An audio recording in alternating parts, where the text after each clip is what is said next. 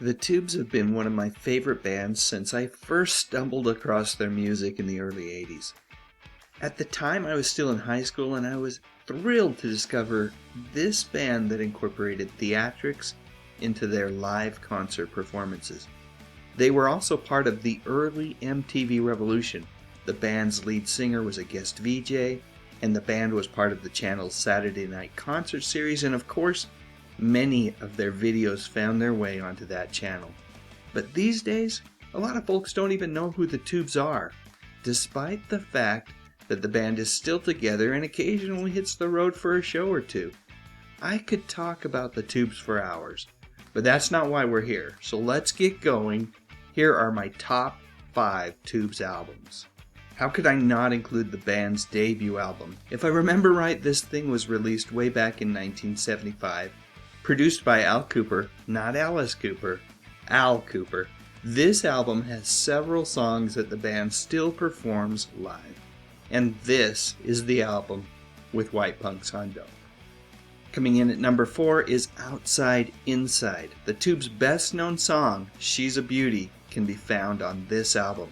This is a very commercial album with flawless production by David Foster. It's also a pretty darn funky album, with songs like Tip of My Tongue and The Monkey Time. Number 3 is Remote Control. Released in either 78 or 79, can't remember at the moment, this album is all about TV and its influence on society. The Tubes were always known for their tongue-in-cheek, satirical lyrics, and the album has some of their best, while still being an affectionate nod to the one-eyed beast that helped raise us all. Also worth noting, this album was produced by Todd Rundgren. His return to produce a later album titled Love Bomb would create so much friction among band members that it was one of the things that temporarily tore them apart.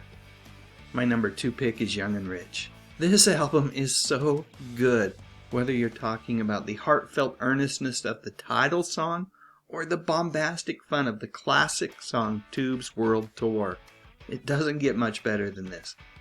Wait, did I just say it doesn't get much better than this? Well, it actually does, because my top Tubes album is The Completion Backwards Principle. Also very slickly produced by David Foster, this was the band's first album for Capitol Records after being unceremoniously dumped by A&M. This is the album where the band strikes the perfect compromise between artistry and selling out with a very commercial product. Sonically, the album is pretty much your perfect AOR, mainstream, middle-of-the-road rock album. But then, take a moment and really listen to the lyrics, dig deep, and look at the packaging of this album, and you realize that the band has found a way to connect with the masses without truly selling out. Yep, every song on this album is great, but the best of the best include Talk to You Later, Mr. Hate, Attack of the 50-Foot Woman, Sushi Girl, Amnesia, and Don't Want to Wait Anymore. I know, that's a lot, but the album is just that good. A couple of years ago, the band hit the road and performed this album in its entirety. That's the kind of album this is, not a bad song on it. Another album with not a bad song on it is the new one by the Tubes' lead singer, Fee Waybill. Titled Fee Waybill Rides Again, the songs on this album were written by Fee and his songwriting partner, Mr. Richard Marks, who also helped produce the album. If you're a fan of the band, this is an album that doesn't disappoint. Definitely check it out. So that's it. Does my list match up with yours? I'm guessing that it probably doesn't. Go ahead and share your top 5 list, or maybe just a favorite Tubes memory in the comment section of this video.